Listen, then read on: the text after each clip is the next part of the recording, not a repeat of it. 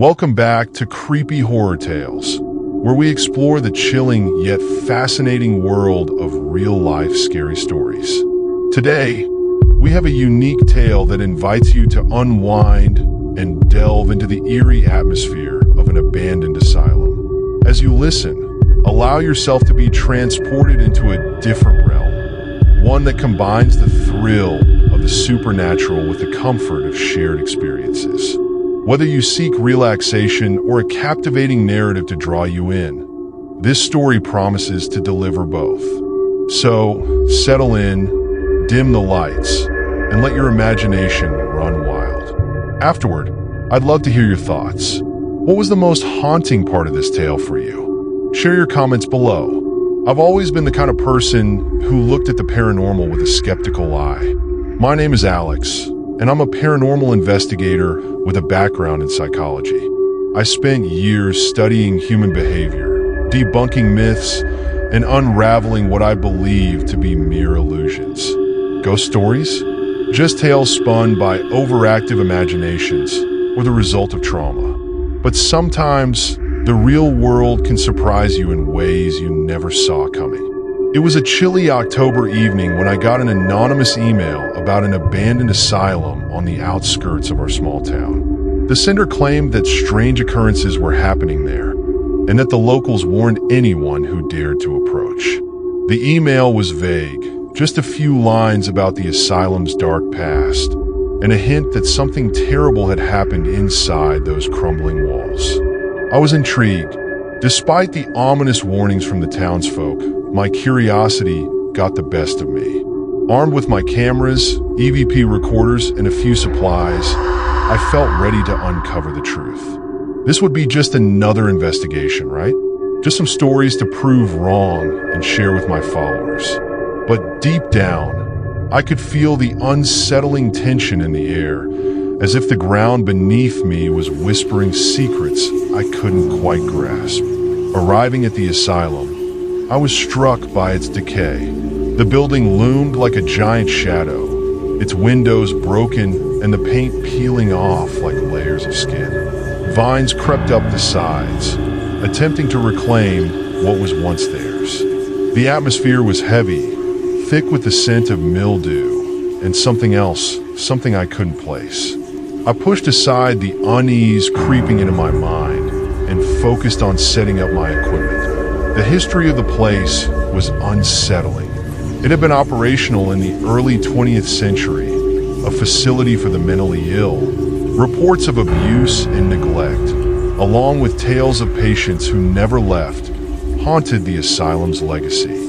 I gathered old patient records and journals that hinted at dark rituals performed by staff desperate to control their patients. It was as if the place had a pulse, a lingering resentment of those who suffered there. As night fell, I prepared for the investigation. I had invited a few friends for moral support. Jason, my tech-savvy buddy, and Sarah, who had a knack for sensing things I couldn't. Together, we ventured into the asylum, the air growing colder with every step we took. We began with a basic sweep, capturing footage of the eerie surroundings. Strange things started happening almost immediately. Whispers danced around us, barely audible, but unmistakable. "Did you hear that?" Jason would ask, his voice tinged with anxiety. Flickering lights played tricks on our eyes, creating shadows that seemed to move on their own. Cold spots made the air feel heavy, wrapping around us like a cold blanket. Then we found the old journals, worn leather, filled with scrawled handwriting that spoke of pain and desperation. One entry stood out. A patient had described a ritual involving the spirits of the deceased, intended to free them from their torment. The more I read, the more I felt the weight of despair in the air. It was as if the asylum itself was alive, breathing in our fear and feeding off it. In a moment of foolishness, we decided to conduct a seance. I had always been against it, believing it was a way to stir things up unnecessarily, but curiosity got the better of us. As we joined hands in a circle, the air grew thick with tension. I felt a sudden chill run down my spine, but I dismissed it as just the cold. What happened next was something I never expected. As we attempted to reach out to whatever spirits might linger, the atmosphere shifted. A gust of wind slammed a door shut behind us, and an oppressive darkness filled the room. Suddenly, the spirit we had unwittingly awakened became aggressive. I could feel its rage, its sorrow. It was targeting me. I struggled against the force, the air growing heavier. My friends were shouting, but their voices faded into the background. It was just me and the spirit now, locked in a terrifying confrontation. The spirit revealed itself, showing me visions of its past. A patient abused and neglected, desperate to escape a hell they could never leave. I felt its pain wash over me, drowning me in sorrow and anger. "Help me," it whispered, but I wasn't sure if it was asking for help or trying to pull me into its darkness. I felt its anger and despair gripping my mind, attempting to possess me. My heart raced as I fought to break free, grappling with my own fears and regrets. I had always prided myself on being in control, but at that moment, I was losing myself. Finally, with a surge of willpower, I managed to break the connection, stumbling away as the darkness retreated. The spirit screamed in anguish, the sound echoing through the empty halls, and then it was gone. I gasped for breath, my heart pounding in my chest. My friends rushed to me, their faces pale with fear, but I couldn't shake the feeling of being watched. As we left the asylum, I thought I had escaped its grip, but in the days that followed, my life began to unravel. I was plagued by night terrors, haunted by visions of the spirit reaching out to me, its face twisted in agony. My relationships strained as I became obsessed with the investigation, unable to let go of what I had experienced. Friends urged me to move on, but I felt a connection to that spirit, as if it was a part of me now. I'd read stories of those who became marked after encountering the paranormal, but I never thought I would be one of them. My dreams were filled with echoes of its voice, a constant reminder of the tragedy that had unfolded within those walls. I returned to the asylum several times, hoping to confront what I had unleashed. Each visit deepened my connection, but I could feel the spirit's presence lingering, almost like a shadow. I realized too late that my quest for truth had come at a cost. As I sit here now, writing this account, I can still feel its eyes watching me. I thought I could uncover the truth, but the truth has become a part of me, intertwining with my thoughts and nightmares.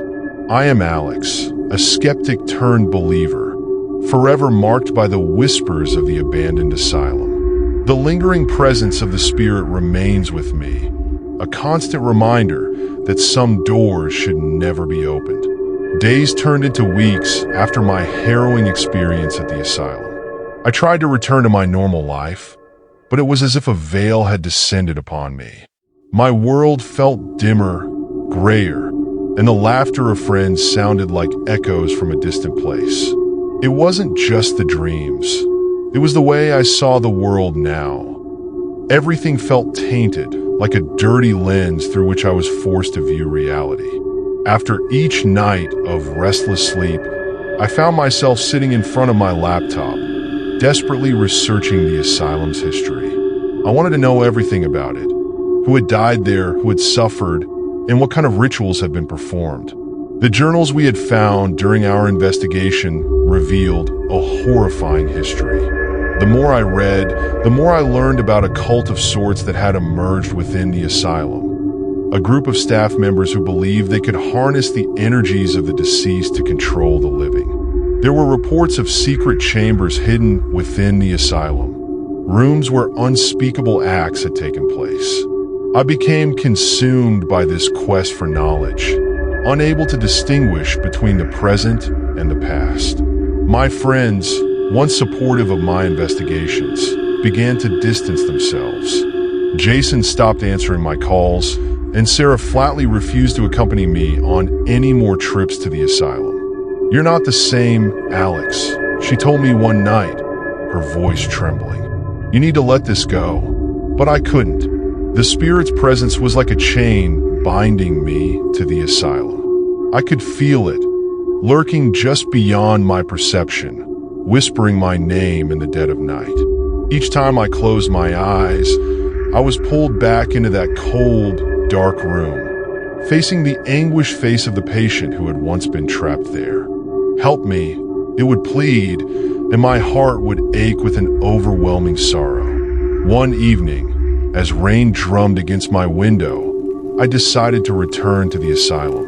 I had gathered more equipment, new cameras, a more advanced EVP recorder, and even a spirit box to communicate. I felt it was time to confront the entity that had so deeply intertwined itself with my life. The rain intensified as I made my way to the asylum, turning the dirt road into a muddy quagmire. The trees, their branches bare, seemed to reach out like skeletal fingers, warning me to turn back. As I approached the entrance, a sense of dread washed over me. The door creaked open as if inviting me in, the darkness within beckoning like an old friend. I stepped inside, the musty air wrapping around me like a shroud. The hallway stretched out before me, the flickering light from my flashlight illuminating remnants of the past. Broken wheelchairs, scattered papers, and rusting medical equipment lying in forgotten corners. I set up my equipment in the main hall, a large open space with peeling wallpaper and shattered windows. The sound of dripping water echoed around me, creating a haunting rhythm. I switched on the spirit box and began to ask questions, my voice trembling slightly. "Is anyone here with me?" I listened intently, straining to hear the static, the whispers of the unknown. "Help," came a faint reply, sending chills down my spine. The voice was distorted, barely intelligible, but I recognized the pain behind it, the same anguish I had felt during our first encounter. "Who are you?" I pressed, my heart racing. "Trapped, help," the voice pleaded again. I felt a strange mix of fear and sympathy, my instincts urging me to turn and run, yet my curiosity held me in place. I needed to know more. Suddenly, a cold breeze swept through the hall, extinguishing my flashlight.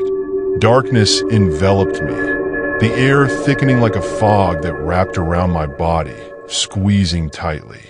Panic surged within me, and I fumbled for my backup flashlight, desperate to pierce through the darkness. When I finally turned it on, the beam cut through the black, revealing shadowy figures at the edges of the room, shapes that shouldn't be there. "Get out," a voice thundered, this one loud and filled with rage. I stumbled back, crashing into an old chair that collapsed beneath me. My breath came in quick gasps as I trained my light on the figures, but they vanished into the darkness.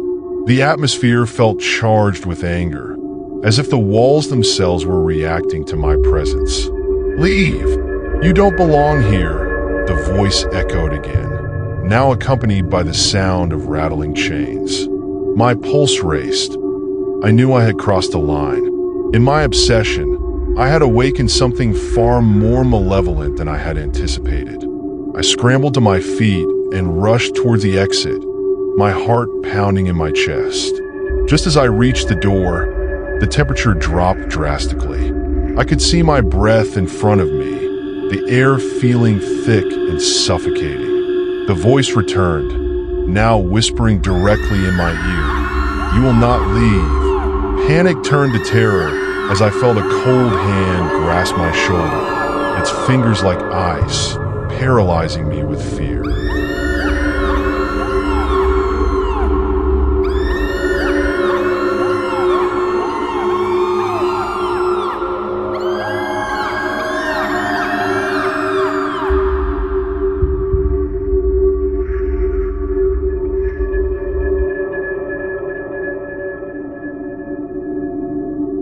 In that moment, I understood the tragedy of the spirit.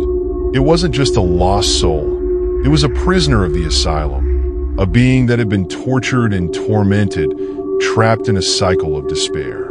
The rage and anguish were palpable, pressing down on me like a physical weight. My heart sank as I realized that it was my relentless pursuit of truth that had put me in this position. "I'm sorry," I screamed, tears streaming down my face. "I didn't mean to intrude. I just wanted to help." The grip on my shoulder loosened slightly, and I felt the presence wavering, as if it were torn between anger and sorrow. "Help free," the spirit whispered again, the voice now laced with desperation.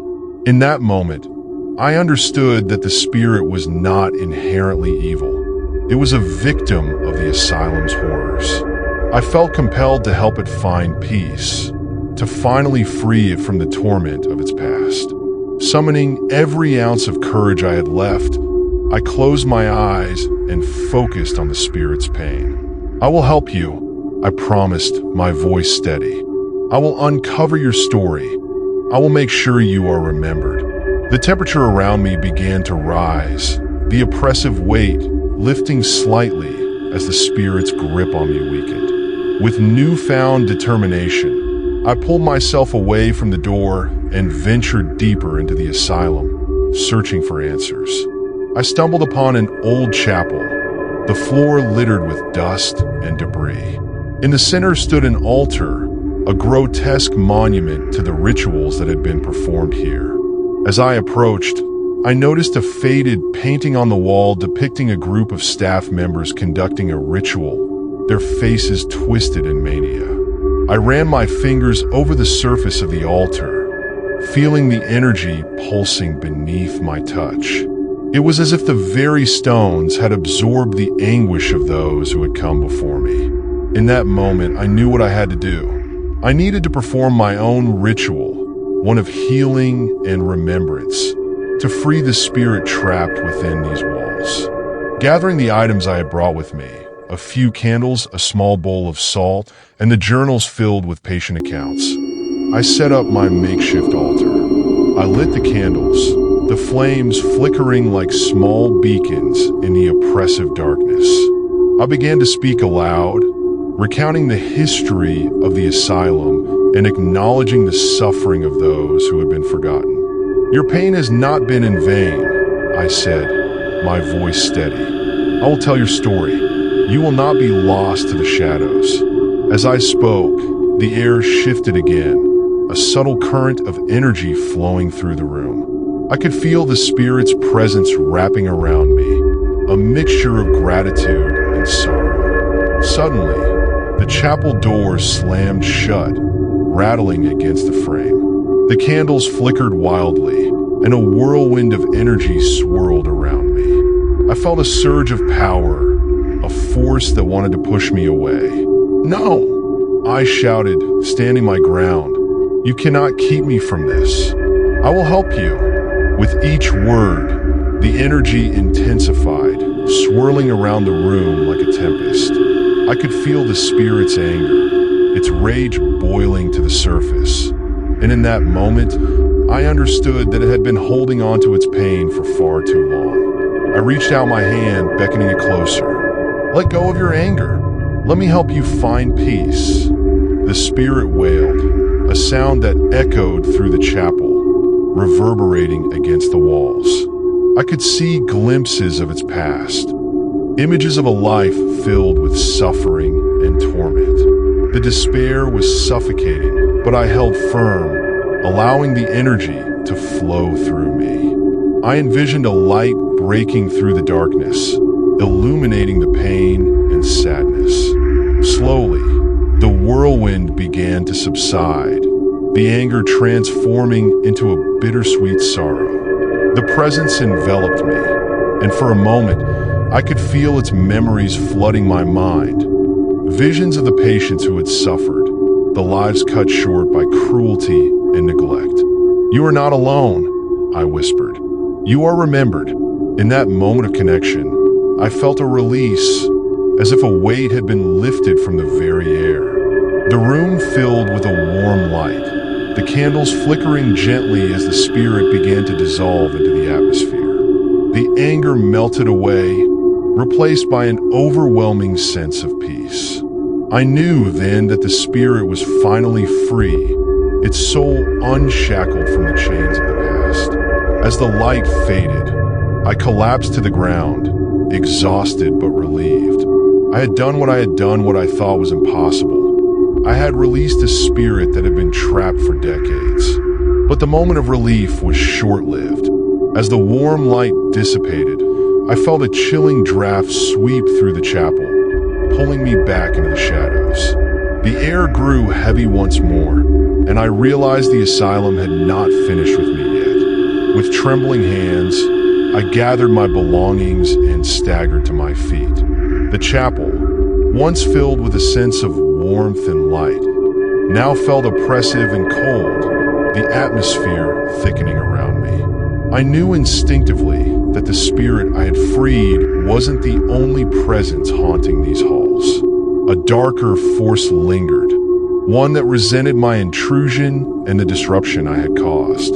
Just as I reached for the door, I heard it, a low, guttural growl echoing through the chapel.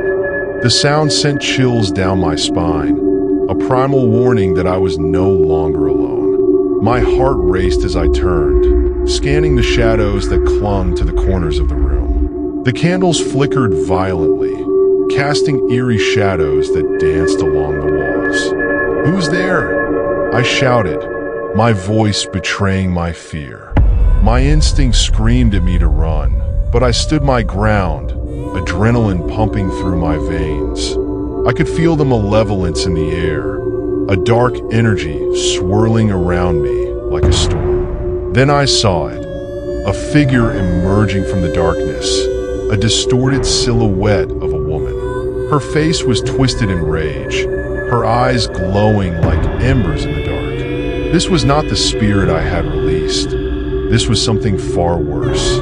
The figure moved closer, and I could see the remnants of her past. Her clothes tattered, her hair a wild mess, and the unmistakable marks of pain etched across her features.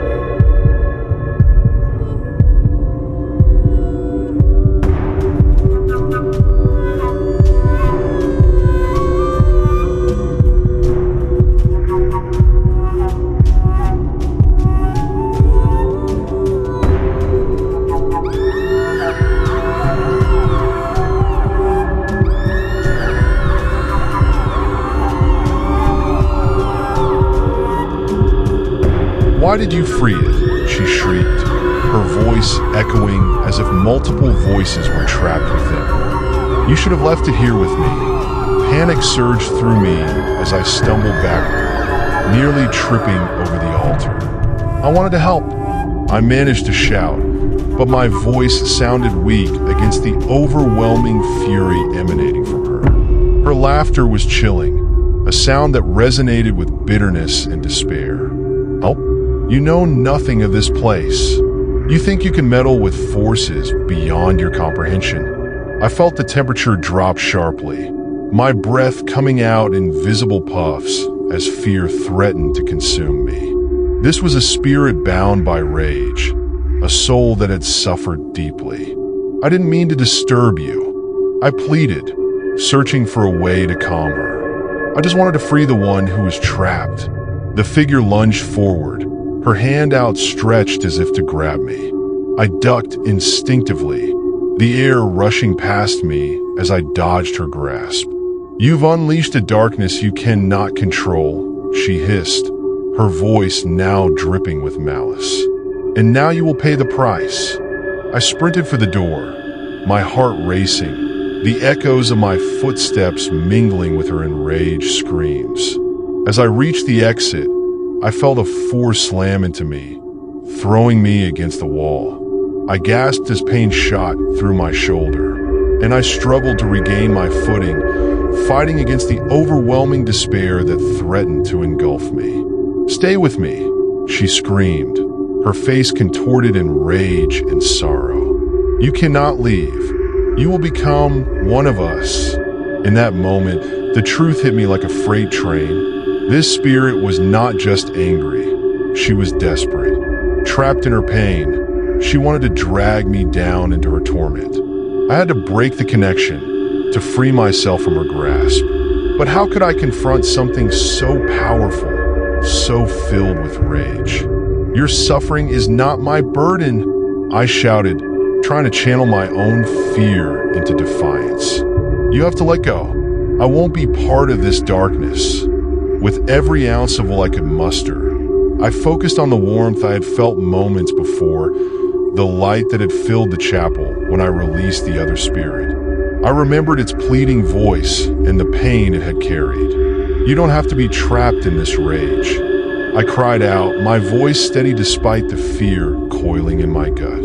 The figure paused, her features softening slightly as if my words had struck a chord. You don't understand, she howled, but there was a hint of uncertainty in her voice now. They took everything from me? I know, I replied, my heart aching for her pain. But clinging to that anger will only trap you here longer.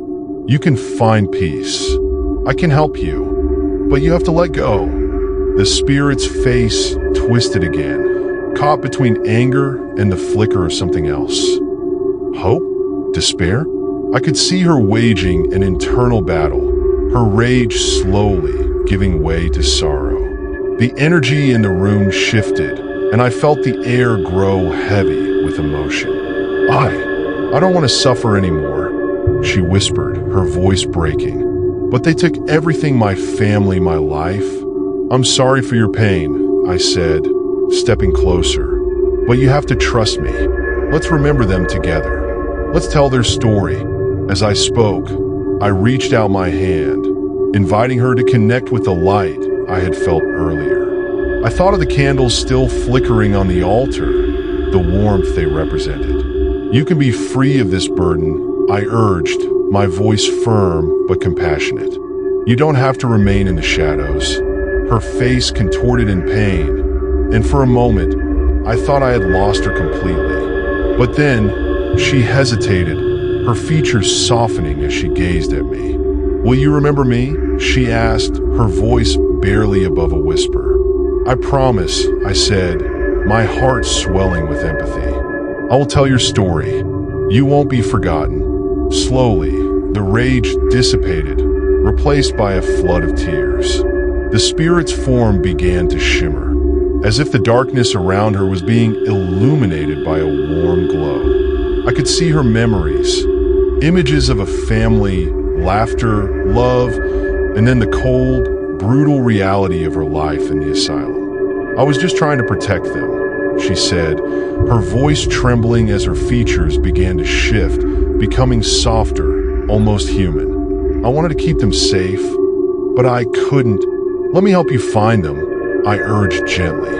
Let's bring them into the light together. As I spoke, I envisioned the warmth of love enveloping us, reaching out into the darkness. I imagined the light expanding, pulling her toward it. The room brightened, the shadows retreating as if responding to our connection. With one final, anguished cry, the spirit reached out for me, and I felt her hand grasp mine. I held on tightly, feeling the weight of her sorrow and rage in that single moment of contact.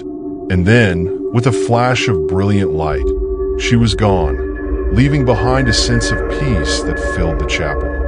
I collapsed to the ground, the adrenaline rushing out of my body as tears streamed down my face. I had done it. I had helped her find peace. I sat in silence, surrounded by the flickering candlelight, letting the warmth wash over me. But just as I began to catch my breath, the ground trembled beneath me, and a rumbling growl echoed through the chapel once more.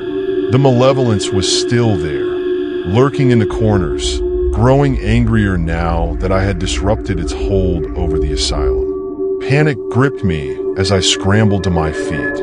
No! I shouted, fear gripping my heart. You can't do this! I felt a presence rising, a darkness that threatened to envelop me again. I had freed one spirit, But the rage of the others still lingered. They were still trapped, and they didn't want me here to meddle in their suffering. The doors of the chapel slammed shut, rattling against their hinges, trapping me inside. I could feel the darkness closing in, a suffocating wave of despair. "Get out!" a chorus of voices screamed, the anger palpable, echoing through the walls. "Please," I begged, my voice cracking with desperation. "I'm trying to help you." But my words fell on deaf ears. The shadows gathered, morphing into twisted shapes that reached for me, clawing at my skin. I could see their faces, twisted, anguished, filled with rage. They were terrified, and their fear fueled the darkness surrounding me. I could feel their pain seeping into my bones, their agony wrapping around my heart like a vice.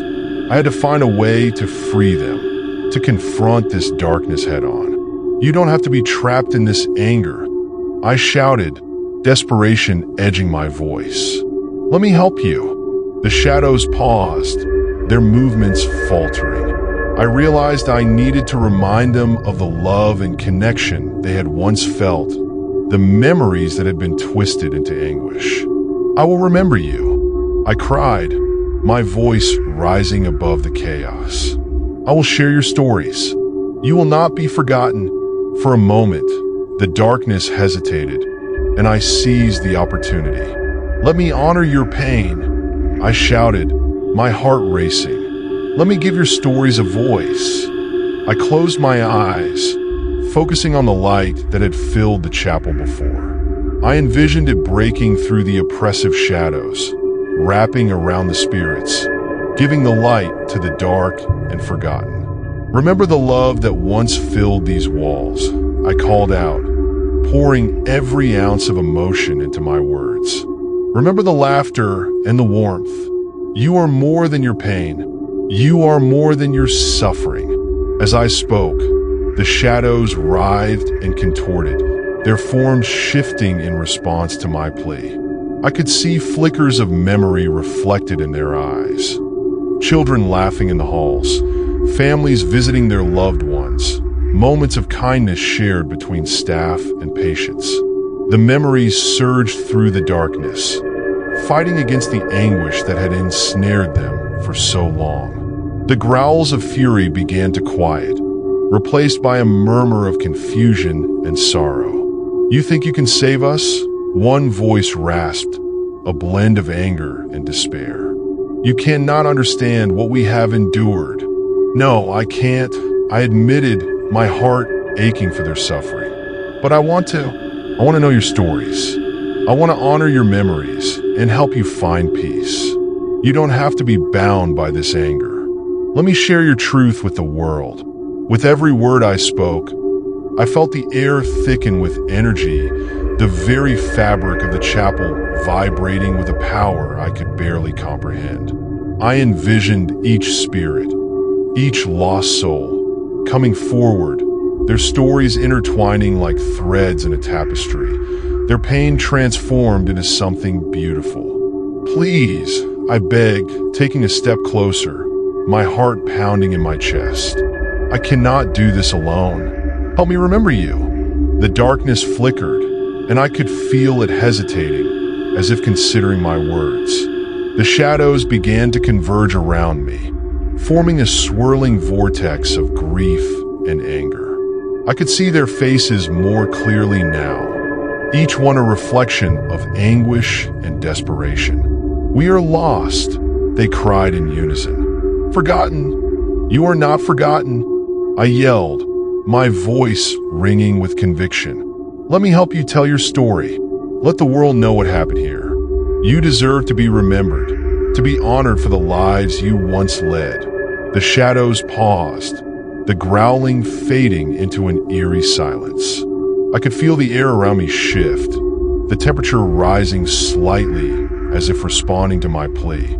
The darkness began to retract, pulling away from the edges of the chapel, revealing the walls that had once echoed with laughter and joy. "Remember," I whispered, my voice breaking as I fought to hold onto the vision. Remember the love that once filled these halls. Remember the smiles, the kindness, the hope. The spirits hesitated, caught between their pain and the possibility of release. For a brief moment, I thought I had reached them, that they were willing to embrace the light. But then a chilling laugh echoed through the room, slicing through the silence like a knife. "You think you can save them?" A familiar voice sneered, a voice I had heard before. The angry spirit, the one whose rage had threatened to consume me. "They are mine. They belong to the darkness." I spun around, fear flooding my senses as the figure reappeared, more menacing than ever, her face twisted with fury. "You will never take them from me." "No!" I shouted, my voice filled with defiance. "They belong to themselves, to their memories. They are not yours to keep." The atmosphere crackled with tension as the two forces clashed, the light of hope against the suffocating darkness of despair. I could feel the energy building, a storm of emotions swirling around me. The spirits behind me were confused, torn between the dark force and the promise of freedom.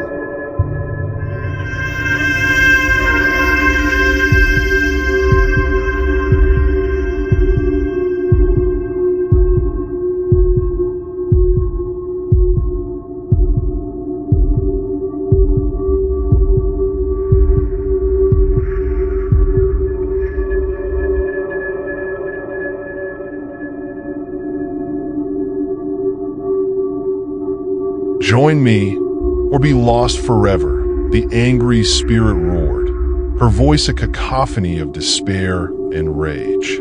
"You are nothing but a fool. Enough!" I cried, my voice breaking through the chaos. "You are trapped in your pain, and so are they. But it doesn't have to be this way." As I spoke, I reached deep within myself, pulling forth every memory of love and connection I had ever known. I remembered the warmth of my friends, the laughter we shared, the moments that had filled my heart with joy. I concentrated on that light, letting it radiate from within me. "I will not let you take them," I yelled, directing the energy toward the dark spirit. "You can't keep them bound in your rage any longer." The angry spirit recoiled, the darkness swirling violently around her. "You think you can overpower me?" she shrieked, the walls vibrating with her fury. "You are nothing." "I may be nothing," I countered, my heart racing. "But together, we are everything. We are love. We are hope. We are the memories of those who came before us." As I finished speaking, I unleashed the energy I had built within me, a brilliant light exploding forth and enveloping the chapel. The shadows recoiled, the anguished spirits swirling around me, their faces shifting between sorrow and hope. The room was filled with a blinding glow, illuminating every dark corner, chasing away the despair. "Remember who you are," I shouted, my voice echoing with power. "You are not your suffering. You are not forgotten."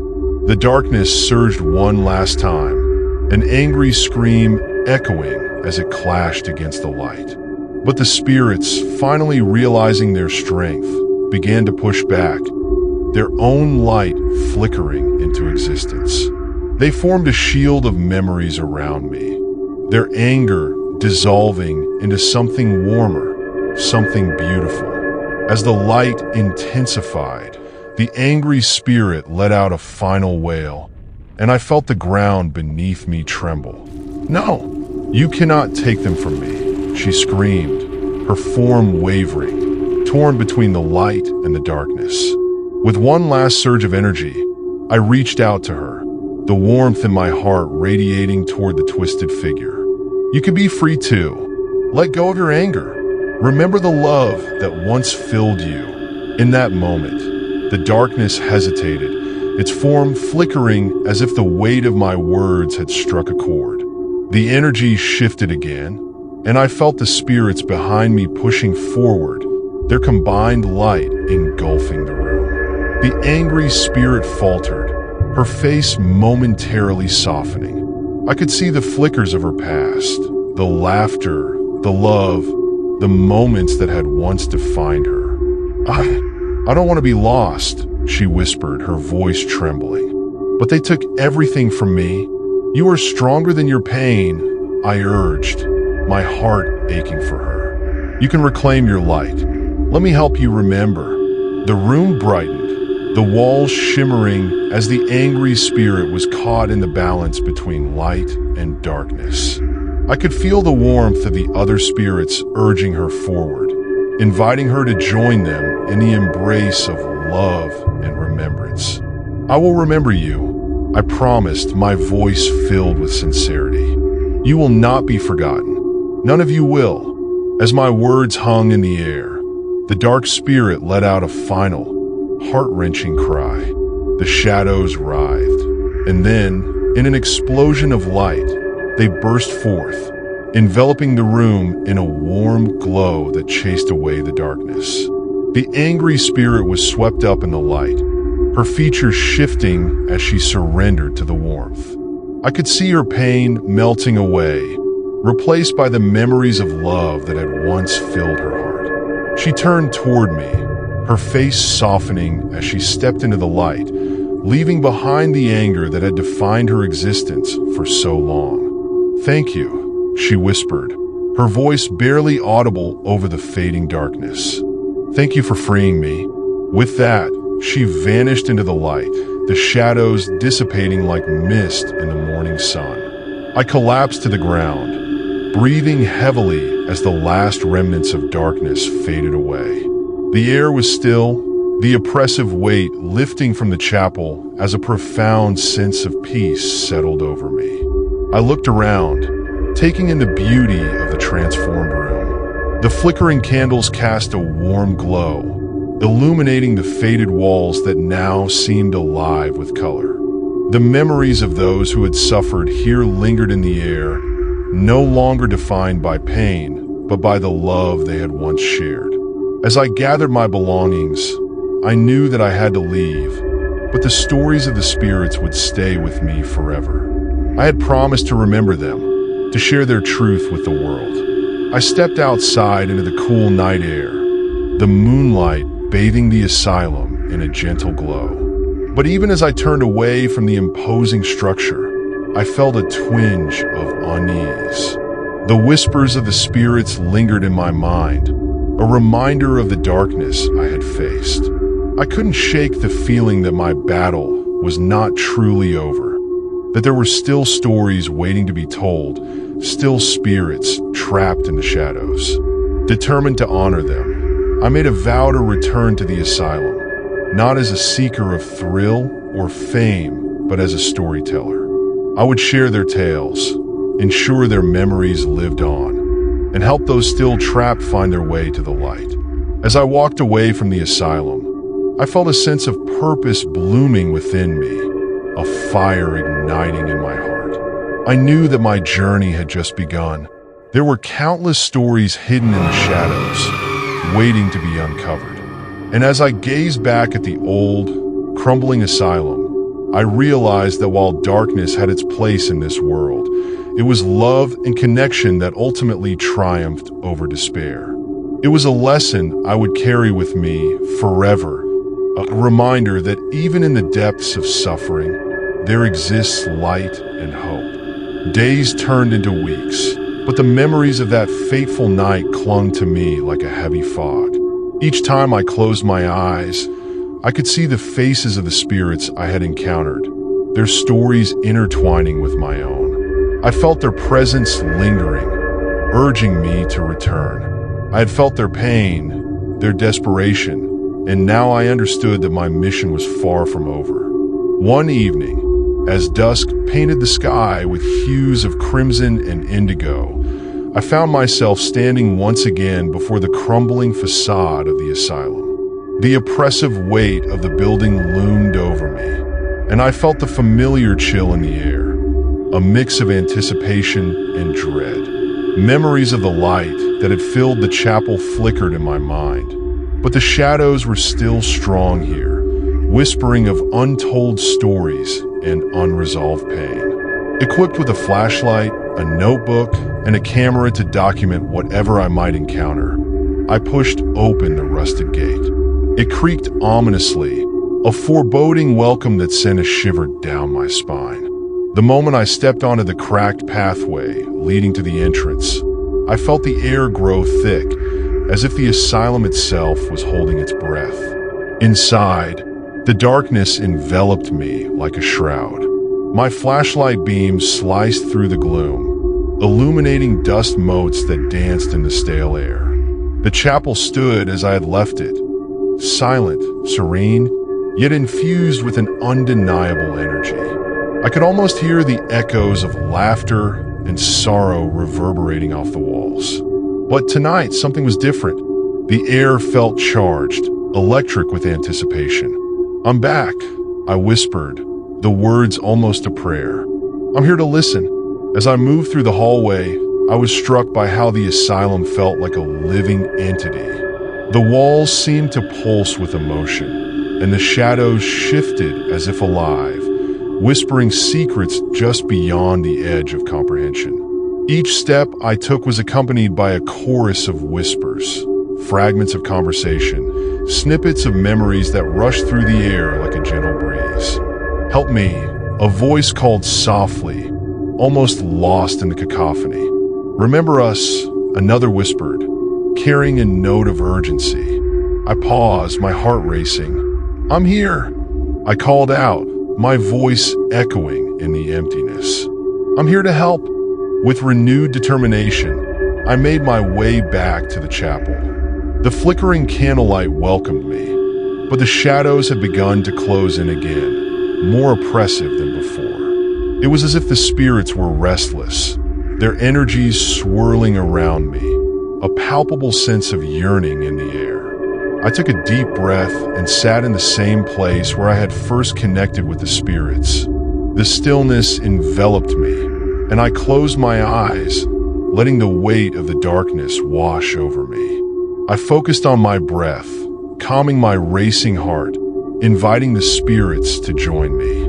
"Tell me your stories," I whispered, my voice trembling with emotion. "I am listening." In response, the air around me shimmered, and I felt a rush of cold wind as if the spirits were swirling around me.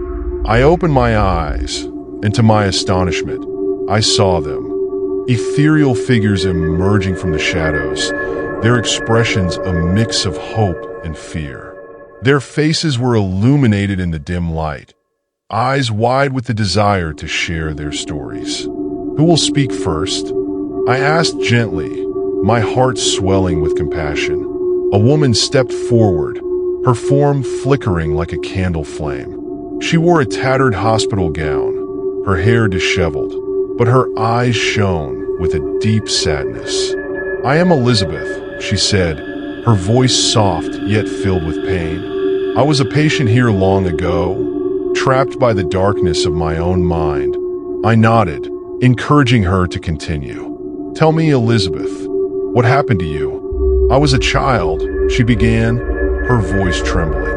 "A fragile girl, burdened by the weight of the world. My family didn't understand my suffering, so they brought me here to be fixed. But the doctors, they didn't care. They only saw me as a case to be managed."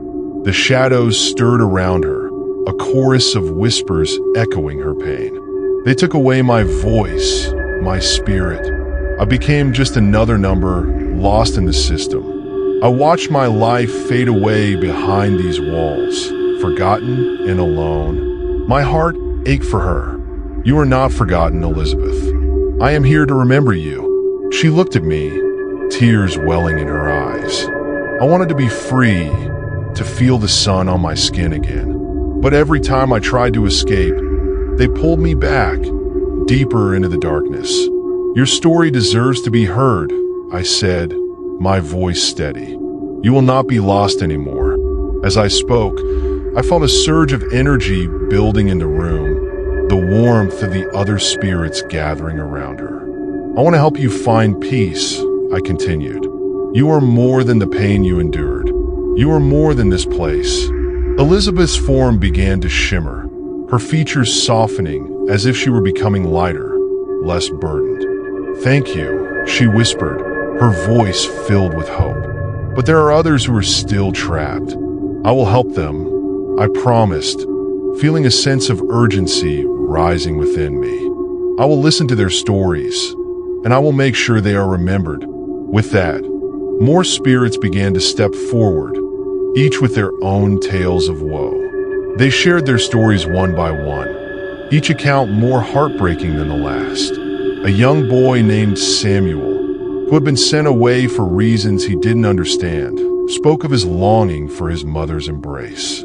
A nurse named Clara recounted her struggles with guilt as she tried to care for the patients while the darkness consumed her. As the night wore on, I felt their pain wash over me like a wave, but I also felt the strength of their resolve. They were no longer just echoes of the past. They were voices demanding to be heard. I scribbled their stories in my notebook, determined to document their truths and share them with the world. But amidst their tales of suffering, a darker energy began to stir, lurking just beyond the edges of the candlelight. I felt a chill creeping through the room, an oppressive force that threatened to suffocate us.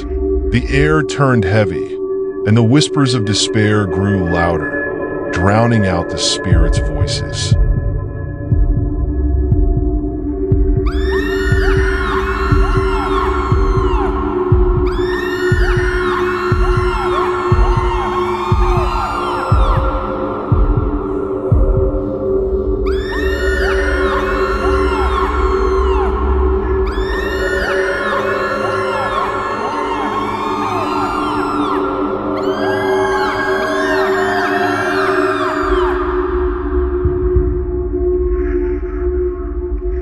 The air grew heavy with emotion, and I could see the sorrow etched into the faces of the spirits surrounding me. I loved my job, but I was also terrified of what was happening. The treatments were brutal, and many didn't survive. I felt like I was losing pieces of myself every day.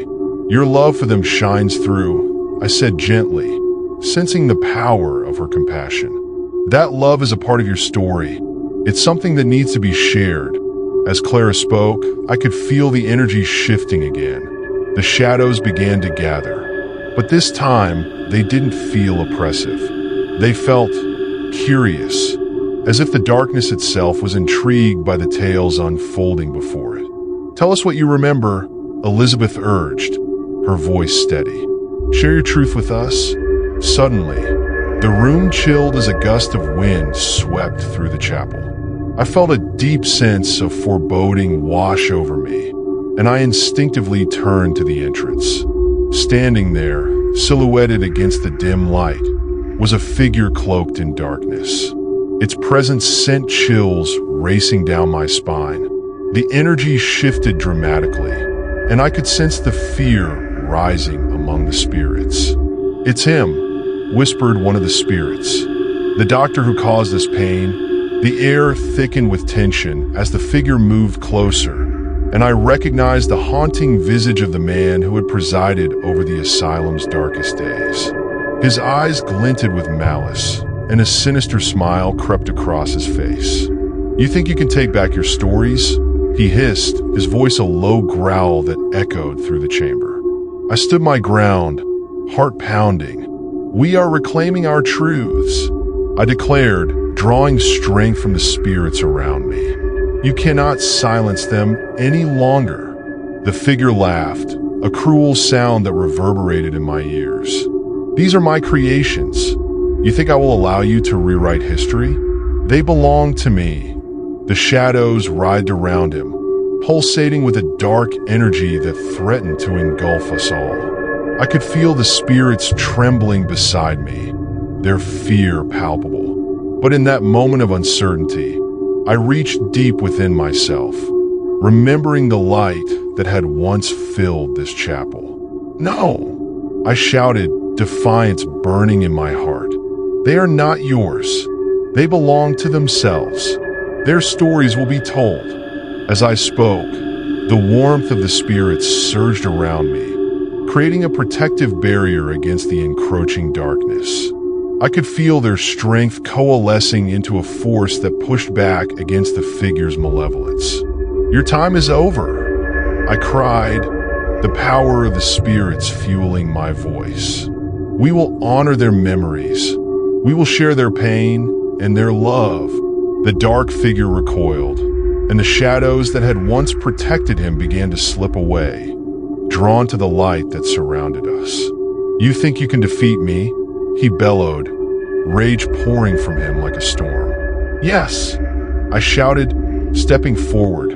"We are stronger than your darkness. We are the memories of love, laughter, and resilience." With a surge of energy, the spirits united, their lights intertwining in a brilliant display. The once ominous shadows receded, revealing the beauty of the chapel, the walls shimmering with warmth and hope. The air crackled with electricity, a force greater than fear. The dark figure faltered, his malevolent expression shifting to one of confusion and desperation. "No, you cannot take them from me," he shrieked, but the light enveloped him, swallowing his darkness whole. "Your hold over them is broken," I declared, my voice ringing with conviction. "You cannot keep them trapped any longer." In that moment, the angry spirit stepped forward, her form radiant and powerful. "You do not own us," she declared, her voice filled with strength. "We are reclaiming our lives, our stories." As the darkness dissolved, I felt the energy of the spirits surge forward, pushing the figure back into the shadows from whence he came. "Remember us," I called out, my voice echoing through the chapel. "Remember our love, our pain, our truth." With one final cry, the figure vanished, leaving behind only a whisper of darkness that faded into nothingness. The room fell silent, the tension dissipating as the spirits began to coalesce around me, their faces glowing with gratitude and relief. "We are free," Elizabeth said softly, tears of joy shining in her eyes. "Thank you for believing in us, for giving us the strength to reclaim our stories." As the warmth of their energy enveloped me, I felt a deep sense of peace wash over us. The chapel, once a place of torment, now radiated with love and hope. The spirits began to merge into a brilliant light, their individual forms blending into a beautiful tapestry of memories and emotions. "Together, we will be remembered," Clara said, her voice filled with certainty. "Our stories will inspire others, shining a light in the darkest of places." I watched in awe as the spirits ascended, their collective energy rising toward the ceiling like a swirling mist. They filled the room with a gentle glow, illuminating every corner of the chapel and casting away the shadows that had once held them captive. "Thank you," I whispered, my heart swelling with gratitude. "Thank you for trusting me with your stories."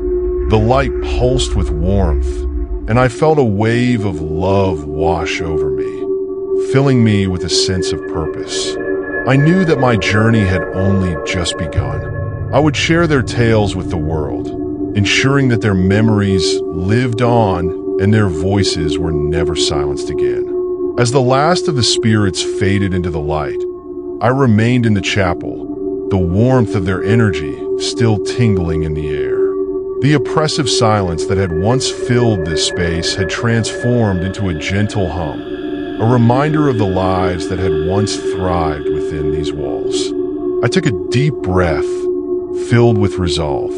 I could feel the presence of their stories within me, waiting to be told. My notebook was filled with their narratives, each one a testament to their resilience and strength. I could already envision how I would share them, through words, through art, through every medium I could find.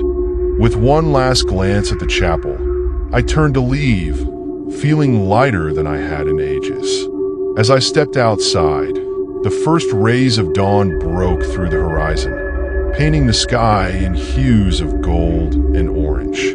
The world felt alive, vibrant with possibility and filled with hope. The morning sun cast a warm glow across the asylum's grounds, transforming the dilapidated structure into a poignant reminder of what had once been a sanctuary of suffering, now a place of healing. I felt an overwhelming sense of purpose welling up within me, a conviction to honor the spirits who had entrusted me with their stories. As I stepped away from the chapel, I could hear the faint echoes of their voices in the breeze, urging me forward. "Remember us," they seemed to whisper, and I nodded, determined to carry their memories into the world.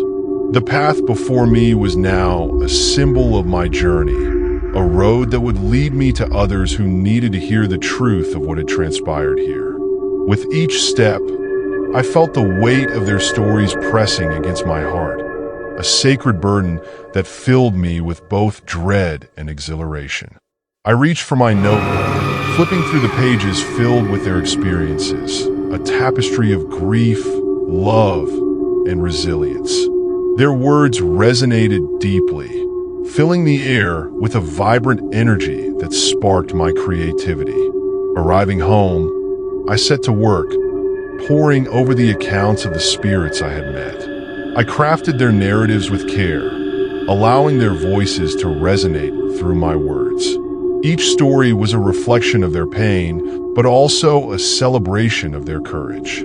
I wrote about Elizabeth, the young girl who had longed for freedom, Samuel, the boy who yearned for his mother, and Clara, the compassionate nurse who fought against the darkness.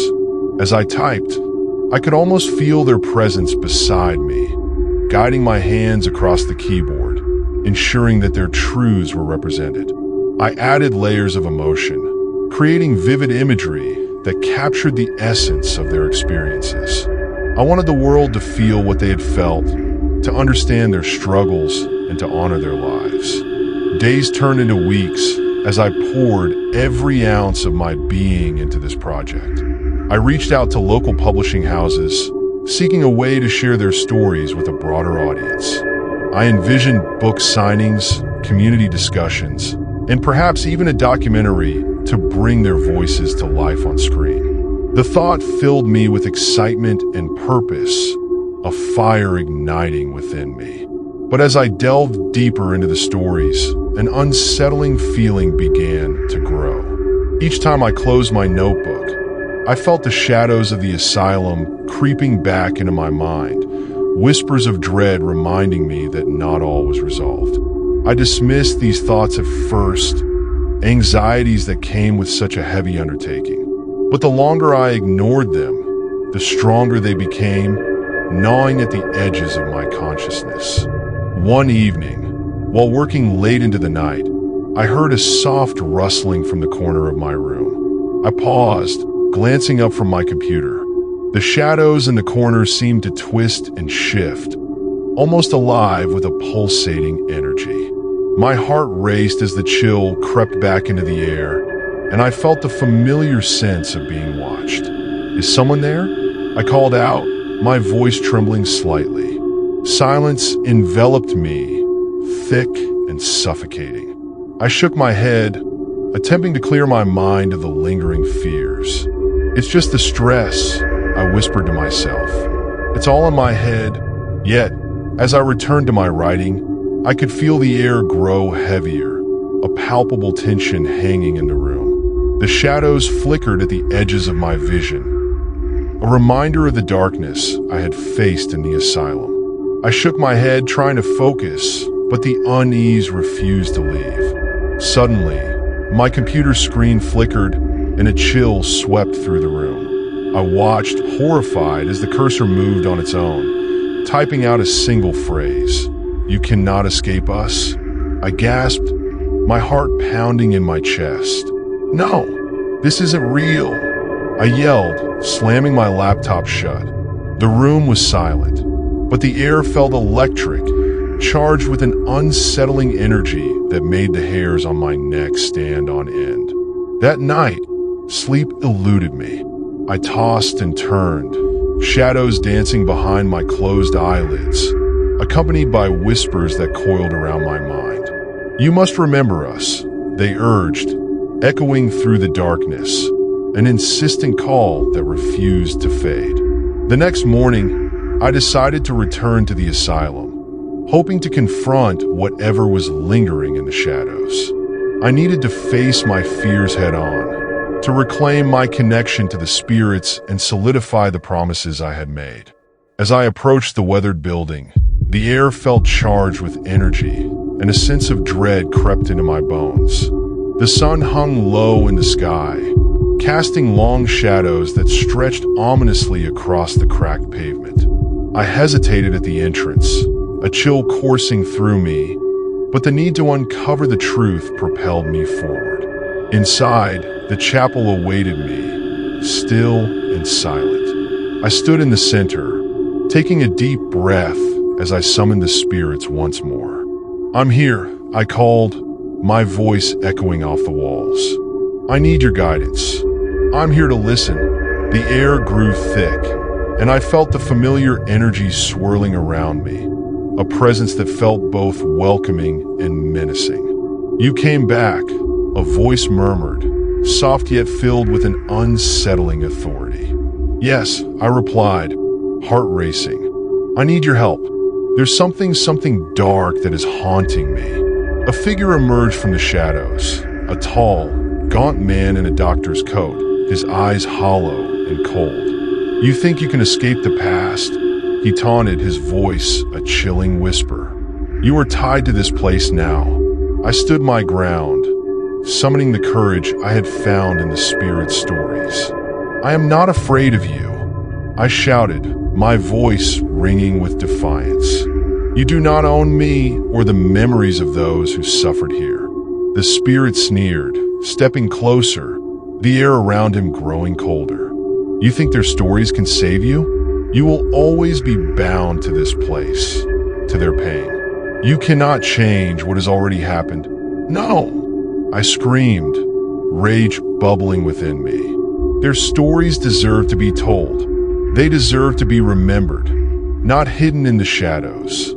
As the confrontation intensified, I felt the energy of the spirits rise around me, their warmth pushing back against the cold darkness.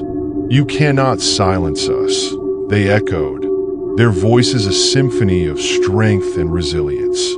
In that moment, I felt a surge of hope and determination. "Together, we will fight against you," I declared, and as I spoke, I felt the spirits gather, their collective power pulsating around me, an unbreakable bond forged from their suffering.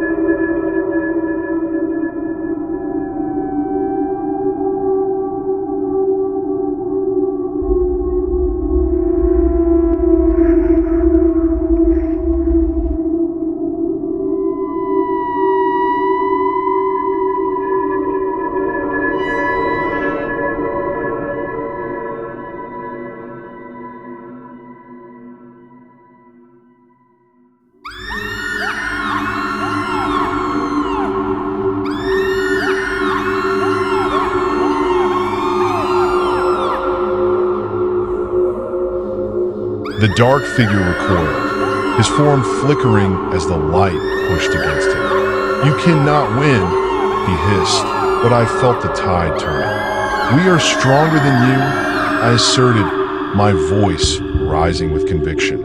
"We will share our truths, our stories, and in doing so, we will break the chains of your darkness." The chapel erupted with energy, the spirits swirling around me, illuminating the room in a brilliant glow. I could feel the darkness begin to unravel, threads of despair pulled apart by the strength of their memories. "No," he howled, his form twisting and distorting. "I will not be defeated."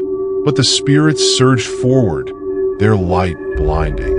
The air crackled with electricity as I felt their strength coursing through me. Together, we pushed against the darkness, reclaiming our power, unearthing the buried truths that had been lost for so long. With one final surge of energy, the dark figure let out a bone-chilling scream that echoed through the chapel before dissipating into the air, leaving nothing but a faint whisper.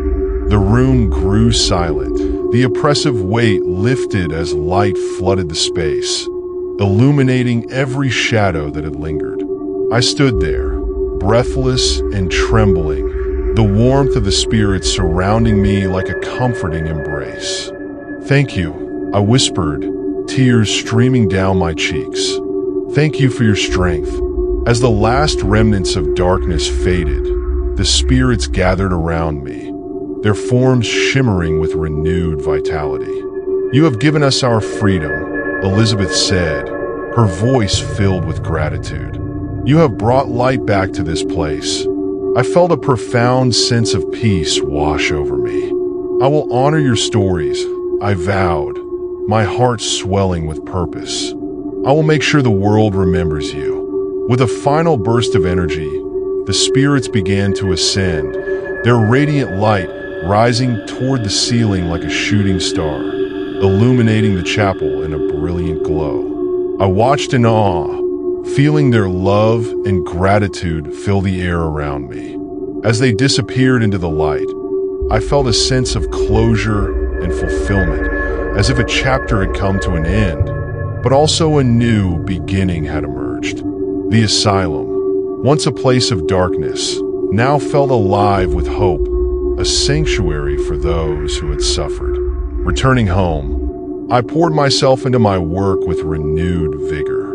I dedicated my days to crafting the book that would immortalize their stories, filling each page with the warmth of their memories. I envisioned the book not just as a collection of narratives, but as a testament to the resilience of the human spirit.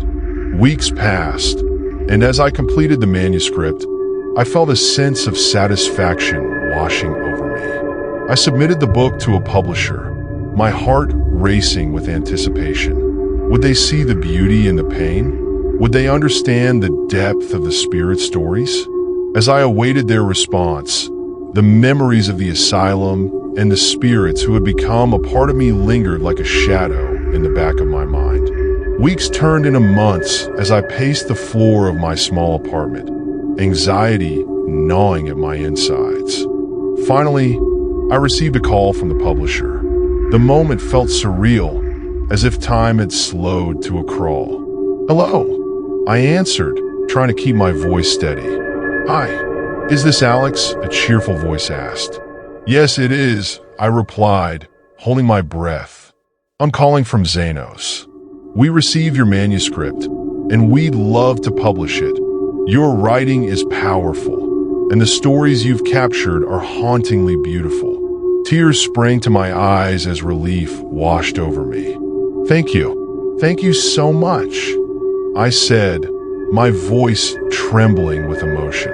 "Let's discuss the next steps and the timeline for publication," the voice continued, but I barely heard the details, my mind racing with the possibilities.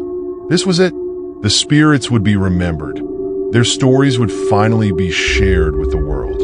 As the release date approached, I worked tirelessly to prepare for the book launch.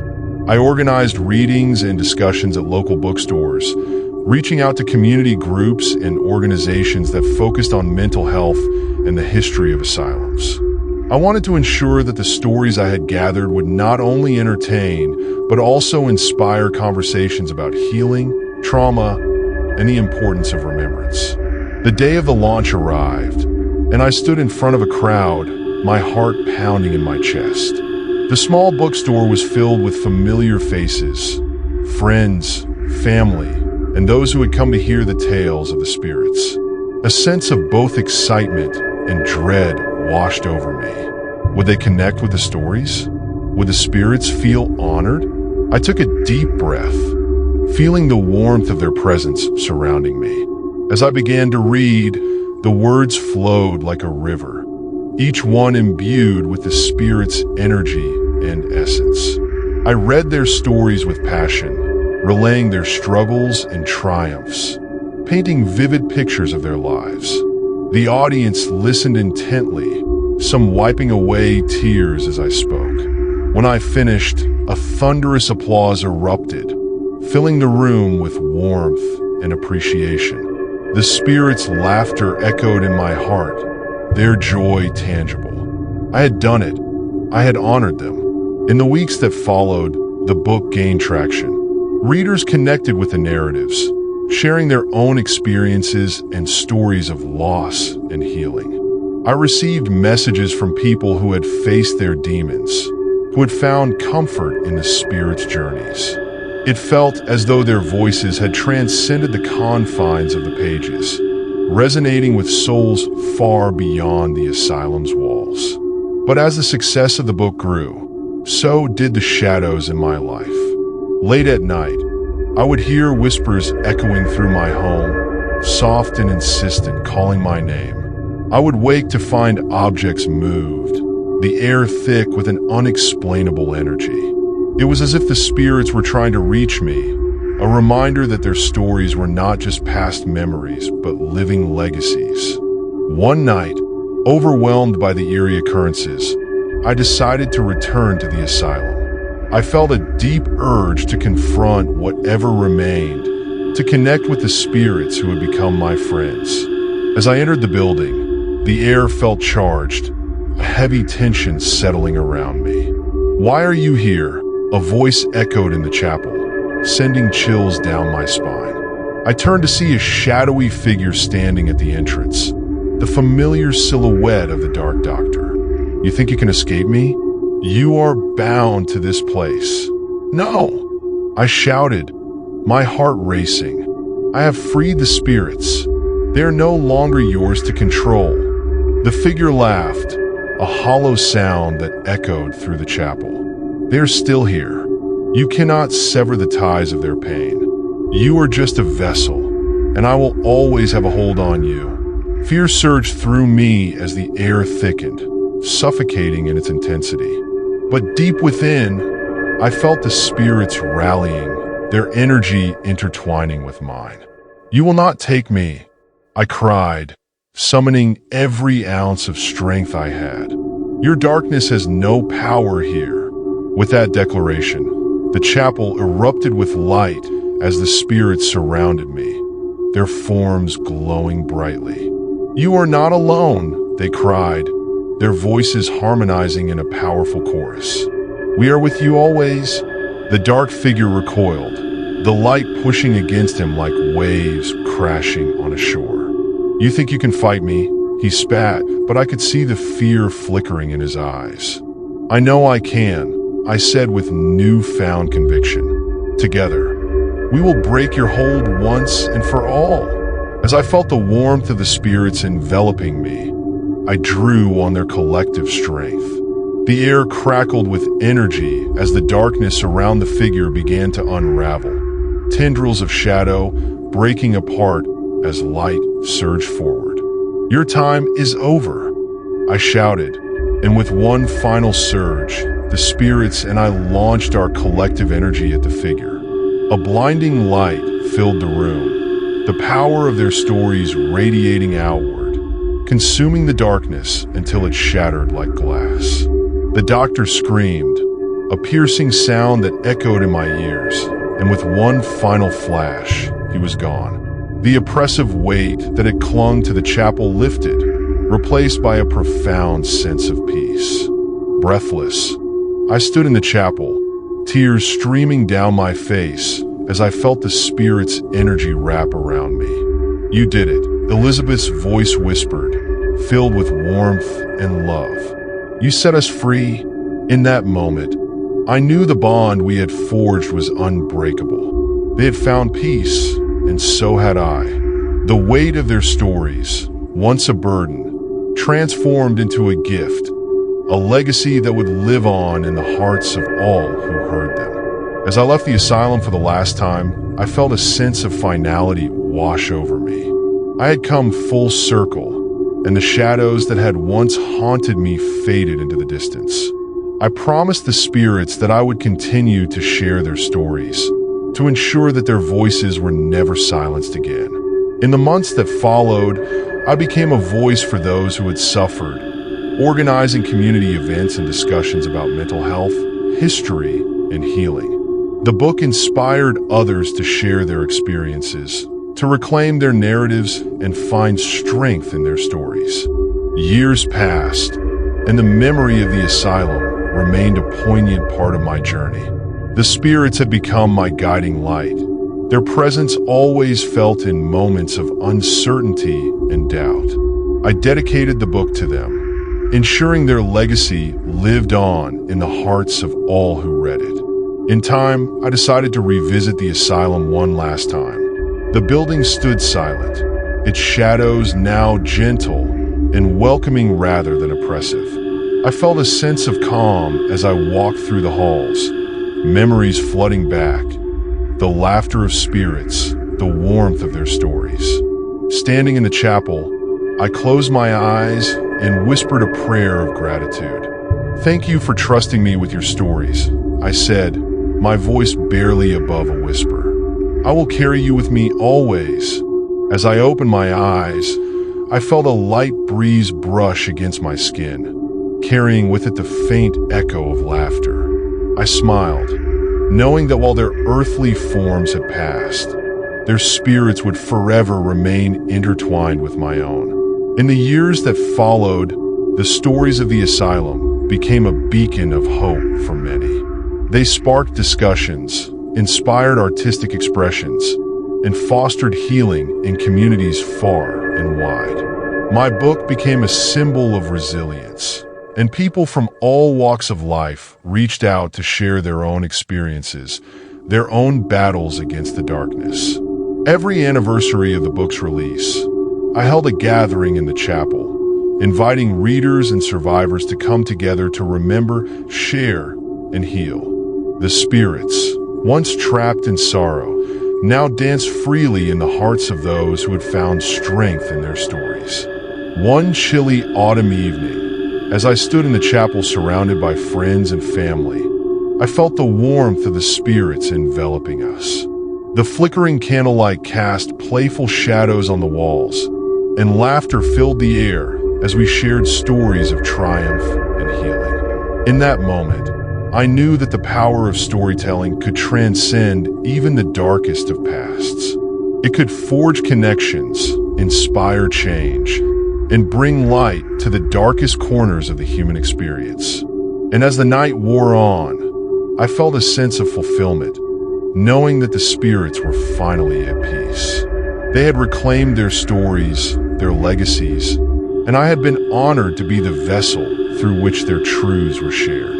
The darkness that once haunted the asylum had transformed into a sanctuary of hope and healing, a testament to the enduring power of love, resilience, and the stories that bind us all. In the end, I realized that every voice mattered, every story was important, and together, we could illuminate even the darkest of paths. The spirits had found their freedom, and in doing so, they had gifted me my own. The journey was complete, but their legacy would live on forever. Thank you for joining me on this chilling journey into the unknown. If this story left you with goosebumps or a lingering sense of dread, then you're exactly where you need to be. There's so much more to uncover, And each tale gets darker, more terrifying, and closer to the truth than the last. So, if you haven't already, hit that subscribe button and turn on notifications. Trust me, you don't want to miss what comes next. Brace yourself for more real-life horror stories that will keep you up at night. Stay curious, stay cautious, and I'll see you in the next tale if you dare.